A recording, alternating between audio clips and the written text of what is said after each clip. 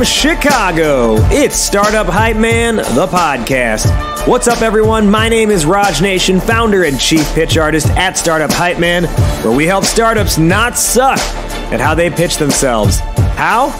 By making sure their audience sees them not as the best, but as the only.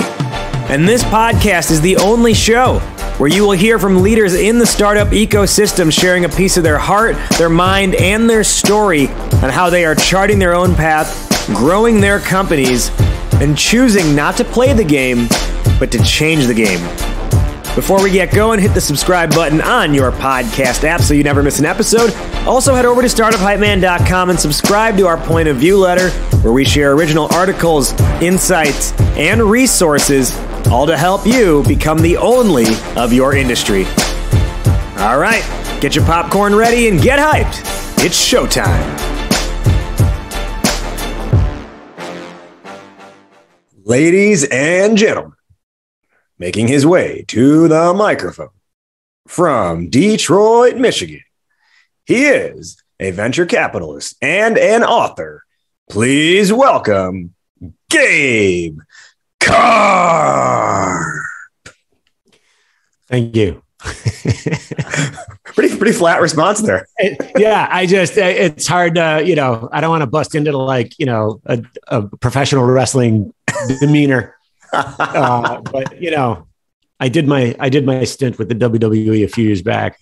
We'll get into that story in a few minutes here. Right. So, as I mentioned, he's Gabe Karp. He is an operating partner at Detroit Venture Partners. He's also a venture partner at Lightbank. I mean, these are two of the most active investment firms in the Midwest and arguably the entire country. And quick backstory, Gabe and I have known each other for several years now. We both used to work at the same company. He was the general counsel at a company called ePrize, and we'll talk a little bit about ePrize later on. But he's also recently authored a book called Don't Get Mad at Penguins, which is, you see that title and you can't help, but there it is, right? Don't get mad at penguins. You see that title, you can't help but be like, huh, what? And what the book is all about is being able to embrace conflict. And so what we're going to talk about today is embracing conflict at the company level, as the founder, at the CEO level, embracing conflict to grow and scale. Gabe, once again, welcome. Why is this on your mind and why is this important to you? Thanks for having me. Ever since I began my career as a litigator, so I was in court all the time, dealing with a lot of conflict.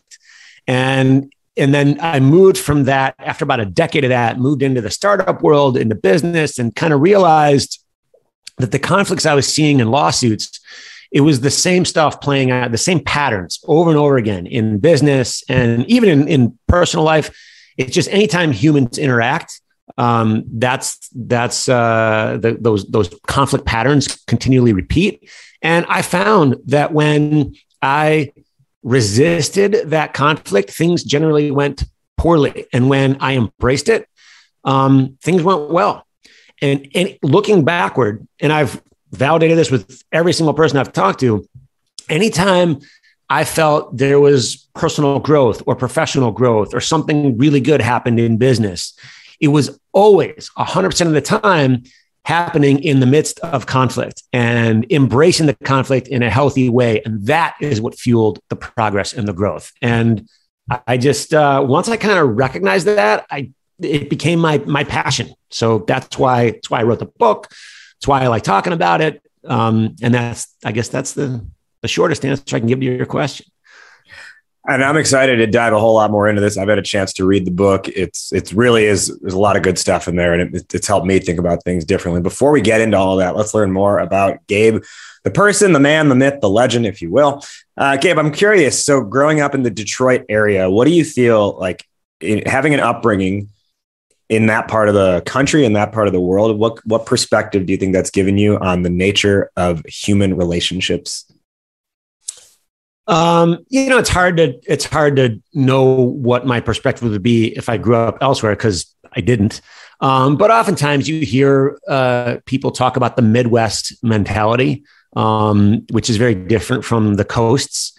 In my experience and dealing with people who are born and bred on the coast, there is a difference, not better or worse, just different. And I guess, growing up in Detroit, it was a tough city in a tough Metro Detroit area to grow up in, especially the time I did, because it wasn't economic living. Certainly not in the way, there's been a big comeback recently, but there's just a toughness and grittiness to people in Detroit that I've experienced that's unlike elsewhere. Not to say that other people aren't tough, but there's just the grittiness seems unique in Detroit, but also at the same time, there's a sense of community.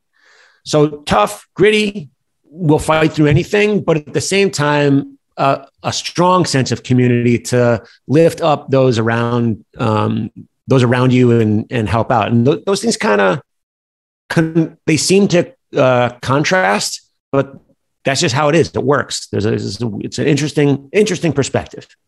Yeah, it's funny. I had hosted an event yesterday and was having a similar conversation about this idea of like the Midwest versus the coastal mentality. And I feel like Midwest, which is funny that like Detroit and Michigan are considered part of the Midwest because it's like up and it's not technically West. it's like North Central actually. But what we were talking about was this idea in the Midwest that seems to really come through is like a very much a collaborative mindset in a lot of different ways. Like you could overhear someone talking about like a startup at Starbucks, for example, and want to be like genuinely curious about it. And maybe like, hey, like I could help you with that thing, or you should meet so-and-so. Whereas I know in other parts, it's kind of like you could overhear someone and then you're listening for like devious or like insidious purposes. So you can text someone else, be like, oh, guess who I saw here? And they're talking about this thing. Right. So I think I share in that idea of like the collaborative and community type of mindset. Now, if we're going to take a huge fast forward here and talk about your career itself, right? Like you spent time as a litigator. We spent time as coworkers. So just to recap that story for everyone listening, my first job out of college was at a software startup called ePrize. I think when I joined, it was like past technical startup mode, but there was like 70 employees, but we grew to like 200, I think, during my time. Gabe was part of the management team that helped enable the ultimate acquisition by a private equity company. Gabe was one of my favorite people to work with at the company. So he was the general counsel. And there were times where, there was like contract stuff that would come up with a client that you'd be involved in. So I always appreciated calls that did involve you because I knew. By the way, it's rare that the legal guy is the fun guy to work with. That's what I always said about working there. It was like you and Ira, and I was like, I actually like when our lawyers get on the phone and get involved in these conversations because they're always valuable and helpful and fun.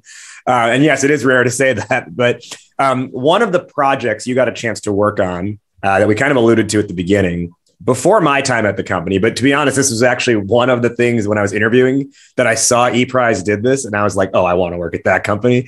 ePrize did a promotional collaboration with the WWE, which everyone listening probably knows I have a lot of love and affinity for. You got a chance to essentially like manage and help run the process, I think backstage, right, for this giveaway of Mr. McMahon's $1 million giveaway.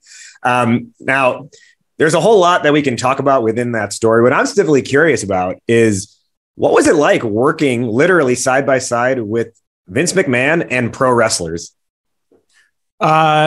It was amazing. It was very eye-opening. I not only was backstage, I was on stage during Monday Night Raw for 3 weeks in a row. But that process began. It's such a big story. There's so many facets of the story, so I'll try to pick some parts. There was a press conference that they originally, WWE said, hey, we want, some executive in a suit from your company to come to this press conference to play that role in the press conference. Yep. And that was crazy. And it'll take too long to get into what ultimately happened at that press conference. But because of the way that I handled it, Vince McMahon, watching on a monitor backstage, said, all right, I want him at every show. And that's his voice too, which is so funny. Yeah. Which, by the way, his on-screen persona and off-screen, no difference. A lot of times you think that, no difference. And I guess I got to be careful because I don't want to talk out of school too much, but when you watch these wrestling shows, and when I was younger, there was just a ring in the center the arena. Now there's a stage that the wrestlers come out on the stage. They do some stuff there, and then they make their way through the crowd into the ring for the actual match. Behind that stage is a control room. Yep, it's basically the production room for the entire the entire show. And because of our role, we needed to, I and two other people from ePrize needed to be in this room. And the only place for me to sit was right next to Vince McMahon. He sits at a table and he's got like 6 monitors in front of him and he wears a headset. And literally like the side of my leg had to touch the side of his leg because it's so cramped. I got to watch him produce this show, and I had no idea how involved he is with every nuance that happened. Like that entire organization just comes out of his brain. It's a live scripted television show, and they're having to like feed lines or make sure people are staying on script, all those things.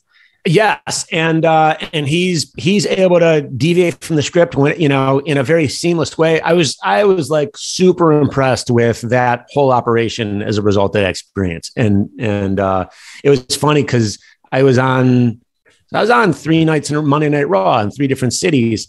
And it was so exciting to me to be there. But I remember at one point, my mom was watching the show because her son's going to be on TV. She wants to watch. She's probably all excited. And at some point, she sends me a text and says, "How much longer do I have to watch this?" Because I hadn't come out yet. And look, she's not the target demo. Yeah, she's not 83-year-old, woman, not necessarily target demo. But yeah, it was fun. That's great. And it's funny because I always think about like the Vince McMahon impression in this scenario. He's like, that Gabe Karp, he's such good shit. We got to put him on TV. And they love having, it's funny because like you were an actual, attorney and general counsel who's appearing on screen. And so many times what they're using is like a prop person who they put in a suit, who's a random like stagehand to play the role of like lawyer in a scene. But because of the nature of this campaign, it required, or it benefited from having an actual attorney on stage. And what's funny is like, for anyone listening, if you go to Gabe's LinkedIn profile, like the banner image at the top is Gabe at that press conference. With the WWE step and repeat banner behind him. But like if in the photo, John Cena is sitting at the table looking at Gabe at the podium speak. Most of us watch John Cena. John Cena is watching Gabe in this instance, which I think is just one of the coolest like stories and life experiences to have. That was fun. I actually, at one point during that whole thing, someone actually asked me for an autograph. And did you give it? Yeah, I gave it. And as I'm walking toward him, I'm like, "Do you even know who I am?" And he says, "Yeah, you're Gabe." He said my name. It was crazy. When you gave your autograph, was it your actual signature or did you do like a fake signature?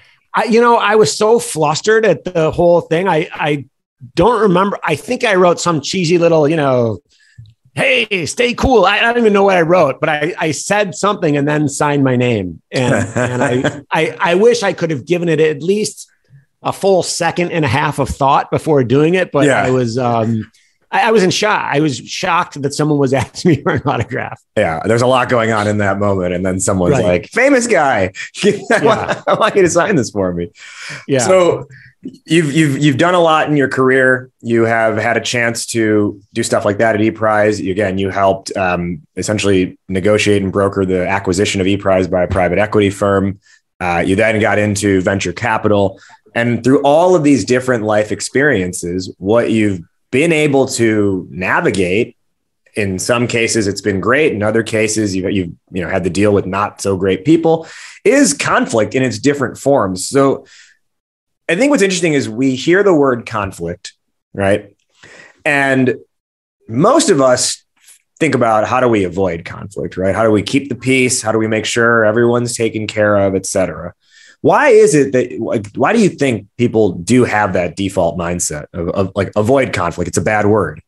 Yeah. I think there are 2 big reasons, nature and nurture. For one, we're socialized from a very young age to shy away from conflict, to avoid it. We soften bad news. We sugarcoat feedback. Our parents taught us, if you don't have anything nice to say, don't say anything at all. And that creates this mentality that, okay, well, if I have a contrary opinion, I should keep it to myself because I don't want to be rude. I don't want to be impolite. And by the way, that's not a bad lesson. It's a good thing to tell your kid, if you don't have anything nice to say, don't say anything at all. But I think that's misinterpreted, and it's sort of ingrained into how we view the world in a way that causes us to avoid it. And on top of that, there's the nature piece. So we have 1 billion years of evolution hard-coded into our DNA, and we have something called an amygdala, small gland. We actually have 2 of them behind the brain, behind the optic nerve on either side of the brain. And that's responsible for detecting threats and preparing the body for an emergency response. That's our fight or flight reflex. And when you are in the jungle or walking out of a cave and you see a saber-toothed tiger, that response will save your life. But when you are in a business interaction or in a meeting with someone, that's going to drive a really poor use of conflict. And there's lots of physiology in it. I go into more detail in the book, but when the amygdala perceives a threat and kind of sounds the alarm, lots of things happen physiologically. We've got stress hormones flood into our body. We notice immediate changes, like our breathing gets rapid and shallow. We get sweaty palms. Our heart starts pumping, and we lose access to the part of our brain that thinks and reasons and is able to balance things. So we kind of get in this frozen, like just instinct. And it makes us do things that we later think, God, why did I do that? Or I think the most resonating example is, you ever been in an argument with someone and you think of the perfect thing to say, but only an hour and a half after it ended? Oh, all the time. All the time. And the reason is that the neural pathways to your brain to access that perfect thing to say were shut down. You literally could not think of the thing because access to it was blocked. So you layer that on top of all this socialization. Yeah, it's no wonder people want to avoid conflict and not deal with it and push it away. It feels safer. So on that note, one of the topics you present in the book is different types or categories of conflict. And as you define it, there's healthy conflict, but there's also toxic conflict. So toxic conflict sounds a lot like what you were just getting at there, which is, and that's where people rush towards avoidance. But what is healthy conflict conversely? And how do we start to learn to move in that direction? Sure. Healthy conflict kind of harkens back to what I was saying before, that any time, people look back and see a period where they grew or they did something successful, it was because of how they managed conflict. That's healthy conflict. I think healthy conflict in organizations propels the company forward. It fuels growth. It fuels innovation. When people have different opinions, and those opinions come in conflict with each other, and there's a discussion about them, both sides learn more about the weaknesses of the and the strengths of the other person's opinion. That just puts everyone in a better position to make better informed decisions. And that's where growth comes. It allows, this person, because of this conflict, has exposed real flaws in how I'm thinking about this. So my thinking has evolved as a result of this conflict in ways it couldn't have evolved without it. That's healthy conflict. Toxic conflict is bad. It slows us down. It causes pain. It consumes an organization's energy, taxing its ability to grow, compete, and prosper. In organizations with toxic conflict, team engagements are painful. Client relationships are strained. Individual careers suffer. And the good news is, in the same way that we go on a diet cleanse to rid the toxins from our body, the same with the toxins in our organizations and our minds. We can detox conflict. That was actually the original topic, was either going to be the conflict cleanse or the conflict detox. But don't get mad at penguins, is so much better. Yeah. Oh yeah. You get a cute penguin on the cover, right? Detox conflict would have been like a cover with like a protein shake on it, Yeah. Well, and it's interesting you mentioned that, right? Because for me, I think back to years ago when I was at ePrize, there was a client in particular that my team was working with who I feel like it was always toxic conflict because we had put ourselves in position to kind of just be like subservient to whatever they were saying. And what we didn't realize what really, they just had a certain style of communication.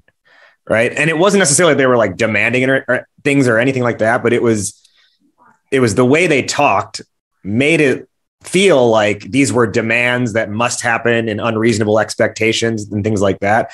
And we felt too scared to actually like speak up and have a say of our own. And I think that's where it could actually be neutral, but we almost like make it toxic ourselves. Not even necessarily the other person made it toxic. It's that our perception of the situation and our inability to address it and just kind of hope, it'll go away if we don't say anything, makes it a worse relationship. I mean, maybe another way to characterize that is you felt bullied, even though the other side probably was not intending to bully you. That was not their goal. And by the way, that is a very common pattern that plays out over and over again. There's a chapter on it in the book called The Bully Trap. And that's a source of a lot of conflict in business, particularly when there are agencies and clients in that relationship. That's very fertile ground for a bully trap. Well, and on that note, let's take a hypothetical scenario here. Let's say I'm the CEO of a company. I mean, I am, but let's not say in this scenario, I'm the CEO of a company and we've got a customer who's, they've been with us for like 3-4 years and they're responsible for like $2 million of revenue every year. Right? They're a major customer on our roster. But now they imply that they want to cancel, when the contract renews. Given like what you know about how the amygdala responds and all this stuff, what's like my likely gut reaction going to be if I'm not, conflict prepared? And as a result of that reaction, that gut reaction, what's my likely course of action that I'll end up acting on? Right. So when you're faced with the prospect of losing a $2 million account, fear is gonna probably be the first reaction. It's like, well, that's $2 million. And then it's very easy to spiral in. How are we going to make that up? I got to now think of all the bad things I have to do in order to deal with losing a $2 million account.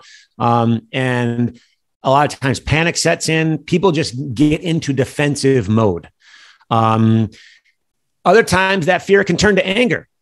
Well, screw them if they're going to get rid of us. And then that anger can drive lots of behavior that's unproductive. In fact, destructive. When you as a CEO feel the stress of, wow, I just took a $2 million hit to my budget for the year. You're going to maybe take that out on your team. Maybe you're going to be angry with people on your team for putting you in that situation in the first place.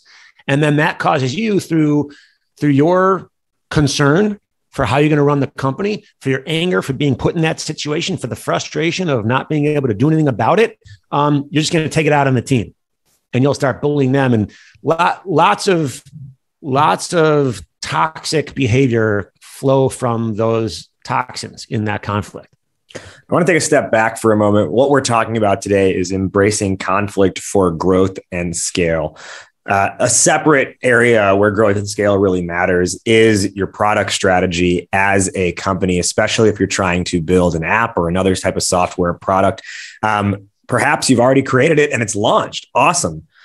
Maybe what you're not looking at is that's just the beginning and there's a lot more ahead of you. In fact, if you weren't aware, about 4 in 5 apps get abandoned after a single use. Because why? They don't deliver what the users really want. So how do you improve your app to avoid that download and delete, or use it once and then it goes back into the iCloud and never to be used again? Well, fear not. What's going to help you a ton is having an experienced partner that can help you out with this quest. And that experienced partner is a company by the name of Mikito. They are a team of design, software development, and product strategy experts that have built over 150 successful products for startups and enterprises. So what that means is, if you're a startup today, they've got experience working with people just like you, but because they also work with enterprise, they have the lessons for what works at scale, and they can bring those lessons to you at the startup level.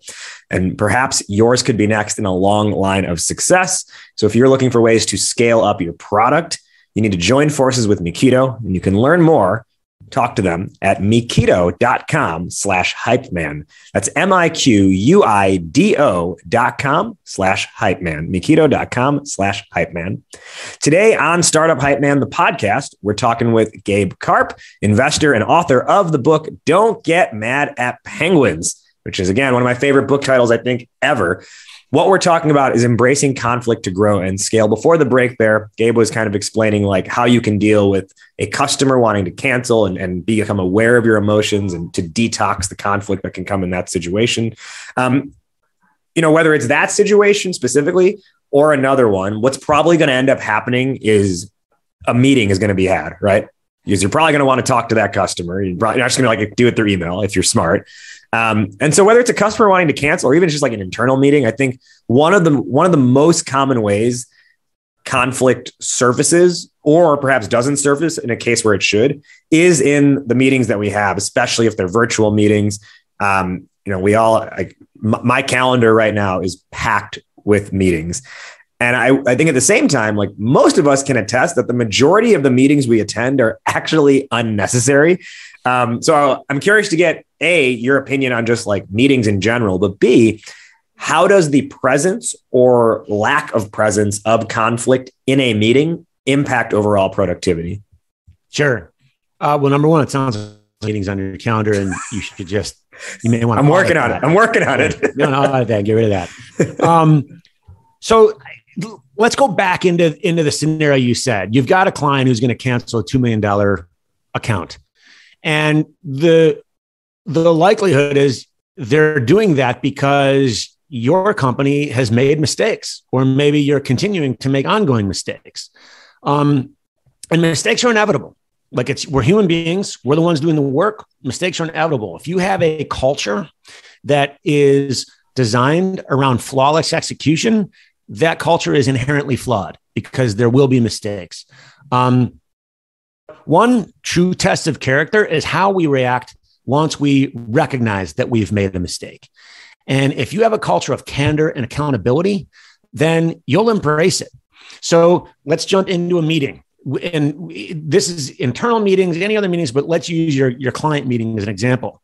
If you go into that meeting and you tell the client, you're upset, you're thinking about terminating your agreement, we've looked into this and we realize we have made these mistakes. Ideally, you'll have identified the mistakes you made before the meeting. If you haven't, you need to draw those out of the client, which isn't as good as knowing beforehand, but it's certainly way better than not doing it at all. And when you have a culture of candor and accountability, you seek out the candor to understand what has happened, and the accountability piece kicks in. When you recognize you've made a mistake that has hurt the other client to the point where they want to cancel, the reaction is you step up. You do what's right to fix the situation. You seek out the conflict as an opportunity to demonstrate the character of your organization, the character of you as an individual. And that opportunity and seeing it as an opportunity is going to promote very healthy conflict. It's going to promote you drawing out from someone, I got to believe I'm doing something wrong, or at a minimum, I got to believe there are things I could do that could be better for you. Please tell me what those are. People feel uncomfortable telling you about calling out your mistakes, so they're not going to want to do it. So you got to draw that conflict out into the light of the day. And then once you do that and you embrace it, and you hold yourself accountable and you make them feel good for bringing it up, they're encouraged to do it again. That really mitigates against this instinctive, evolutionary shying away from conflict, as well as the socialization we felt growing up. People feel encouraged to speak their minds. The other side of accountability is avoidance, right? That's the other end of the spectrum. And that is one of the things you talk about in the book. Another trap we fall into is the avoidance trap. And a really good story that you share in the book that I think I emailed you yesterday being like, Hey, I had never actually heard it in like written out in like a first person experience story before. And it was, going back to those days at ePrize, it was before I had gotten there. And it was like the stuff of like legends, right? Like I had heard like, oh, the Pampers story from like 9 different people, but it was all like bits and pieces and like, tangential stuff that you're trying to capture. And what's interesting is it was legendary because of A, the mistake that happened, but then B, how it was actually handled and how, a couple of years later when I joined the company, Pampers was still a customer and one of the top customers at the company overall. So what I would love is if you can just share, even briefly, like what was the issue that happened and how was your team able to manage and address the conflict appropriately using a specific methodology in order to achieve a better end result? Sure. So, so Pampers Gifts to Grow was a loyalty program that we were running for Pampers at the time. Buy Pampers, get a code on the pack, take the code, deposit in your account, get points, spend points on stuff. A loyalty program. You get it. Yeah. So or your viewers get it. So the program required that a unique code be printed on every single package of Pampers. These were 15 character alphanumeric codes. It's good to have a visual aid, but just imagine 15 numbers and letters all strung together in a sequence, and that's the unique code. We wrote an algorithm that would randomly generate millions of these codes. And when if you think about it, there are only 26 letters in the alphabet and only 10 digits. So when you randomly generate millions of codes, you're going to randomly get some real words popping up in these codes. And sometimes they're nice words like love and cute, LOL. And sometimes they're not so nice words like hate and die or ISIS or KKK. So there's a best practice. You run codes through a profanity filter before you print them on, let's say, millions of product packages. And without getting into the reasons why, in this particular case, we didn't do that.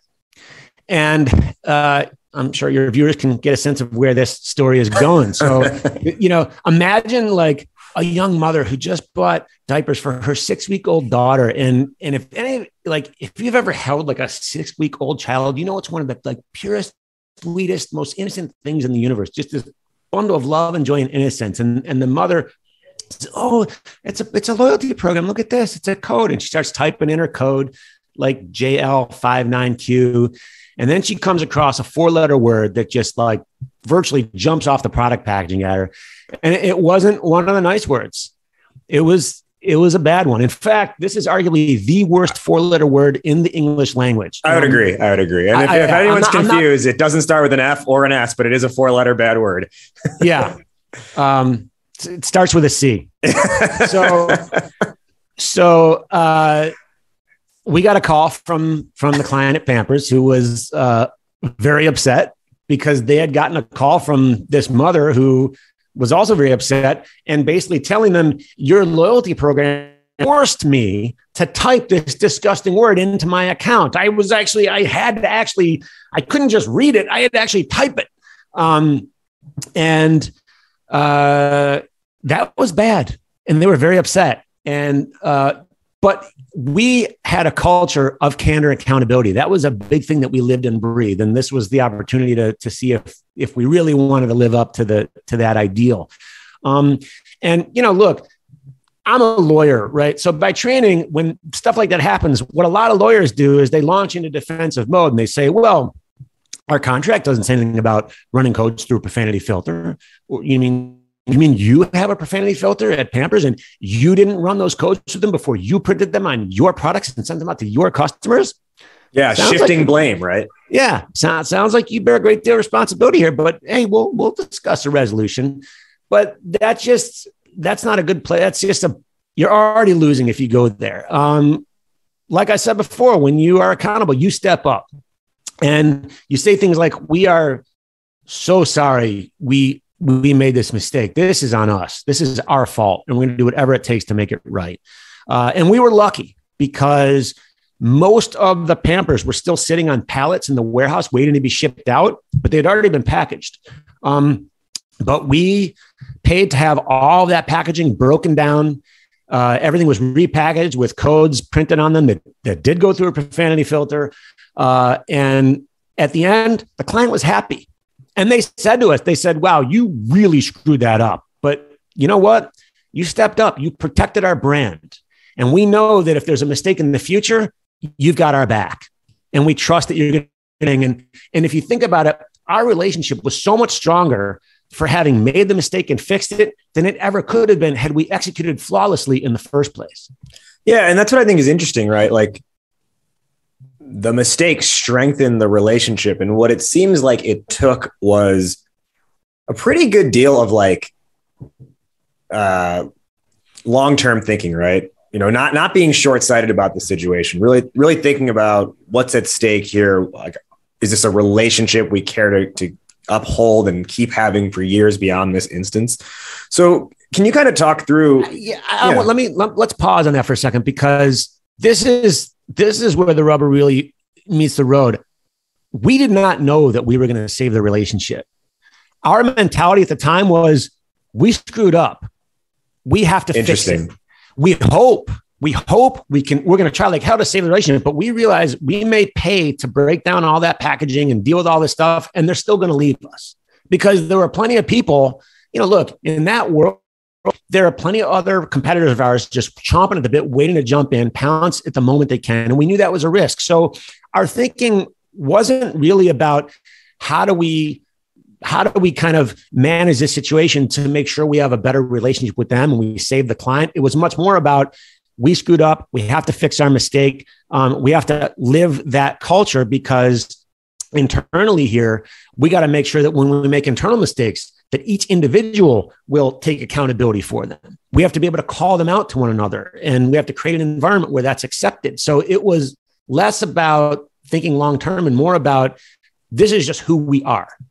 So I'm glad you clarified that, because that actually changes my question, because what it sounds like is it's a matter of having the integrity to just know what is the right thing to do in this situation, regardless, like you're not doing it as a form of a future leverage. You're doing it because you realize, hey, this is the right thing to do to address this situation. Does that sound right? Absolutely. Yeah. Yeah. Do you feel like there are ways people can misuse this idea of like the embracing of conflict to use it as leverage, right? Like how do you address some of these situations without becoming like a snake in the process, right? Right. I think the best, well, there are people who are snakes, period. And they're just going to put them in any situation. They're going to do whatever a snake does in that situation. And there are people who aren't snakes. That aside, there's a kind of a big area in between where people just aren't sure how to act. And I think the best filter to run it through is, what's my motivation here? Like, I now need to take action. What motivation is going to drive that action? Is it the motivation of fear? I don't want to lose this client. I'll do whatever I can to like save the client. Well, a lot of times that can drive good behavior, but that same motivation can also drive bad behavior. But if the motivation is, I believe that my company has to have a culture of candor and accountability, and there's no wiggle room in that. In all things, we must have candor and accountability. So at every moment, every opportunity, we have to live up to that ideal. If that's the motivation, that will also drive all the same behaviors that will drive fear of losing a client on the good side, and will avoid the things that maybe snakes can do. Here's a simple way to put it. If you're doing something to try to manipulate the situation to get some kind of benefit, then you're in dangerous territory. You're on thin ice. Like you might make it through in that one instance, but eventually that doesn't sustain. Catches up to you. Yeah. Yeah. And it's funny because I have a short list of people who I've encountered before who I'm like, I can see what you're trying to do here, you know, and because I think for perceptive people, it's easy to see through that. And not only am I not inclined to help them in that moment, but I also am not inclined to like make the introduction to whomever later on if they're asking for it, or do the favor at some point later on if I feel like the motive is sour, right? Yeah. Yeah. I mean, you know, look, there's in those moments, you're going to make mistakes. There's no question you're going to make mistakes. the question is, what do you do about it when you do it? And people might remember that you've made a mistake. They might even remember the details about the mistakes you made, but they most certainly will never, ever forget it if you step up and hold yourself accountable for the mistake. That is the lasting impression. So let's say you are selfish and are superficial and you do want to try to manipulate, at least manipulate from that point, to try to show people that you are honorable and that if you screw something up, you're going to make up for it. That means a lot. It doesn't take money. It doesn't take an expensive education or raw talent. It simply takes integrity. And everyone has access to integrity. On that point, one of the company core values that I developed earlier this year, as we've started to build out our team, is actually built around this idea of like ownership over the work, ownership over mistakes. And like one of the things I wrote in there as like a descriptor was like, mistakes are fine.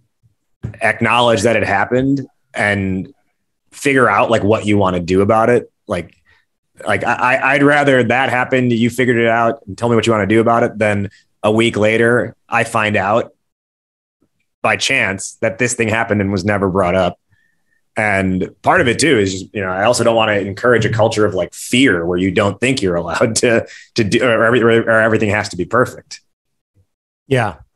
Yeah. I mean, I would say it happens in just about every company I've been involved in, but it certainly happened when we were at ePrize, where we made a mistake. We just realized we made a mistake. And we also realized the client doesn't even know about it yet. And the question always comes up, what do we do? So we could just ignore it and hopefully, resolve it, and it just goes away and they never know about it at all. But more often than not, I think what we did is we took the approach of, all right, let's understand this mistake. Let's take a moment to, let's not call the client up right away because they're going to ask us questions we're not going to have answers to. Let's immediately find out all the answers we can and the options available to us to how we're going to fix this. And then as soon as possible, call up the client. And the best case scenario is you call up the client and you say, we made a mistake. It's our fault. This is what we're going to do about it. And we want you to know. And that gives the client the opportunity to, and this is always possible, well, thank you for telling me, but your solution isn't good enough. I want you to do more. And you know what? That's the risk you run. And sometimes that can lead to a really meaningful discussion. If there's a good relationship there, you can debate with the client as to whether or not what they are asking for is too much. And if you've built a foundation of trust, you've created space to have that conversation. Well, and I think what's important in that is more of that is centered on, ideally, more of that is centered on what's the best outcome, not who needs to be right here. Yep. But there are clients that will take advantage. They're going to say, oh, you did make a mistake. I'm going to try to leverage this mistake to extract more value from you than is called for in this situation. Mm-hmm. But if that were to happen, though, I feel like that's a product of how the relationship had been developed up to that point, most likely, right? Like if they felt like there were other instances leading up to that where maybe on the service side, like you're not living up to your promises, or you enable a relationship where they can do whatever they want, then I think the table is set for them to take advantage in a situation like that.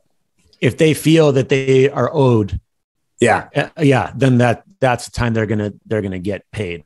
I got one more question I want to ask before we get to our wrap up, and a quick question, quick response. One of the things you talk about in the book is like how to give feedback.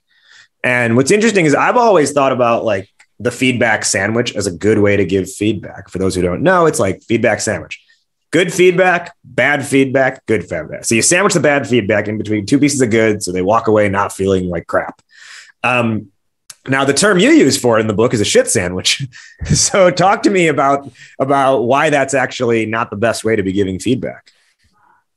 So I would say, by the way, for people who are really uncomfortable giving feedback and don't have experience doing it. The feedback sandwich is a good thing to fall back on for those people. It's better than nothing. It's better than not giving the feedback. But I think that when you adopt a different perspective on the conflict and the goal of the feedback, you evolve beyond the shit sandwich, the feedback sandwich. So let me just put some specifics to that. If someone's on my team and they are performing in a way, they're failing in some way, or there's an area I've identified where they could really improve. And I have harsh feedback to give them. Feedback they're not going to like hearing. Feedback that will sting. It will hurt them. They will emotionally be hurt when I give them the feedback. My natural defense mechanisms are going to try to get me to rationalize not giving them the feedback. I don't want to make them feel bad. I don't want to be impolite. I don't want to just have to deal with that discomfort of that conversation. But I adopt a very different approach because people think, well, I don't want to be mean, so I'm not going to give that feedback. Well, I believe if you have information that's going to really help somebody improve and grow in their career and you withhold that feedback, that is an extremely cruel thing to do to another human being. That is mean. Telling someone something that they don't want to hear, but that will help them is helping someone. That's a benefit. So when you adopt that mindset, that totally flips the script, and you don't need the good, bad, good. You don't need to rely on those things. You realize you're doing this person a favor. And there are a couple tools, easy to use one-liners that I think set the stage to make it a much easier conversation. Because a lot of times it's like, I don't know how to begin that conversation. Here are a couple ways to begin. You could say to somebody, hey, look, if I were in your position, I'd want someone to tell me this. So right then and there, was the person thinking, well, okay, well, I don't want to hear that. Well, of course you want to hear it. Or it's like if someone begins by saying, listen, I think you're being perceived in a way that you don't want to be perceived. And I want to give you visibility of that to you so you can correct it. Because other people might think, I don't know, you're a jerk or whatever it is. But I know you're not a jerk. I know that you're a great, amazing person. And I want you to be able to take advantage of this information so that everyone else can see all the benefits you're bringing to the table. Because right now they're not. And if you do this instead of that, or you don't do that instead of this, like those are things that will help you. Opening a conversation that way, get somebody of the mindset of, okay, I need to listen up here. And this is going to help me. Because again, like sometimes the growth hurts. You want to work out and have a beach body. You got to do some really painful workouts, but the result is you're going to look good if that's what you want, right. And apply that to any situation. Yeah. Let's begin our wrap up. First, Gabe, where can our listeners find you? Where can they learn more? Where can they get the book? So the book, Don't Get Mad at Penguins, available everywhere books are sold. Amazon, Barnes & Noble, Books A Million. There's an audiobook narrated by me. Morgan Freeman was not available for that. GabeKarp.com, GabeKarp.com is my website. GabeKarp.com/book will give you everything, all the information you need on the book itself and links to all the different places you can buy it. And yeah, check me out on LinkedIn. You can find me there. But GabeKarp.com, that'll give you everything you need to know, and probably a lot more than you'd ever want to know. Gabe, who is one person you want to give a shout out to today who's been helpful to you in your career? I would say, I meant to give this more thought. My mom was one of the test readers for my book. And I really want to thank her because she helped really expand the audience of the book. I would write chapters and send them out to groups of people. And she gave me feedback in some cases, like what you're saying here, it sounds good. It sounds like it makes a lot of sense. I don't understand what you're saying. I don't understand what you're talking about.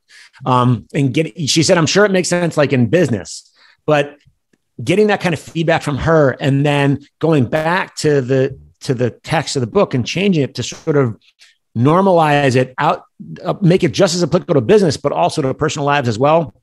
I think it made the book a much more practical tool. And that would not have happened without my mom. So Thanks, Mom. Shout out to Mama Karp. Yeah. Let's now give our top 1 or 2 lessons or takeaways for the listeners based on the discussion today. I'll go first and I'll toss it to you. Topic today was embracing conflict to grow and scale.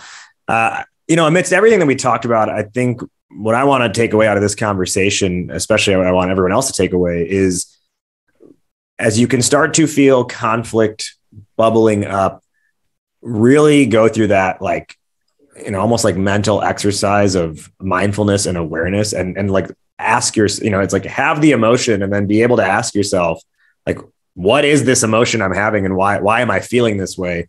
And then try to make your next decision based off of the acknowledgement of that first. Gabe, top 1 or 2 lessons or takeaways for the listeners. I would say in that moment to even put a finer point on it, when you feel the physiological effects of conflict, like the hair on the back of your neck stands up, your heart rate increases, or your breathing increases, just stop, take just one breath. And that's all you need to pull you out of an instinctive response and into intellectual awareness. And that gives you power and control. And you can use that to diffuse the conflict, to detox it, and then recognize, hey, this is a conflict. That's an opportunity for me to grow or make this relationship better or correct a mistake. And when you have that mentality, you'll seek it out and embrace it. But in that fight or flight moment, just take one breath. It's really all you need. It'll disrupt that instinctive response. My final question, which is how we end every episode of this show. Fill in the blank, Gabe. Entrepreneurship is blank. A way of life. Why do you say that? I work a lot with startup founders and CEOs. It's not a 9-to-5 job. It's a 24/7 job. And in my experience, people come up with ideas and they get funded on those ideas. And more often than not, they'll hit a brick wall running 100 miles an hour with that idea. And they're going to need to pivot and change. And it's a painful process, and you need the passion to carry you through all of those things. So when I say it's a way of life, being an entrepreneur isn't what you do, it's who you are. Because if it's not who you are, you're not going to be doing it for long. Entrepreneurship is a way of life. I love it. He is Gabe Karp, investor, author. Go out and get his book. It's called Don't Get Mad at Penguins, wherever books are sold. It's a great read. And everything we talked about today is a further deep dive available in the book, and so much more you can take away for growing and scaling your own company. Gabe, shout out to you. Thank you for coming on the show today on Startup Hype Man, the podcast. Thanks for having me. It's been fun. And for everyone listening, keep your eyes and ears open, because coming soon is the Startup Hype Man mixtape, a hip hop album dedicated to the entrepreneur and the founder journey. It'll be available on Spotify, all the streaming platforms. Still working on it, but it is coming soon. So if you're not already, make sure you subscribe to our point of view letter at startuphypeman.com, and you'll be the first to know. Take care, everybody. That's a wrap on this one. Shout out to our guest once again for sharing their story with us. If what you heard impacted you, do one of 3 things. 1, let our guests know. Reach out to them directly. They love hearing from you. 2, leave a rating and review on Apple. Or 3, simply hit the share button and share this episode with one friend who you think would benefit from hearing it. Catch our full episode archive at startuphypeman.com/podcast. And if you want to make your pitch not suck, reach out to us through the website. That's all for this week. We'll catch you next time. Raj Nation out. Believe the hype.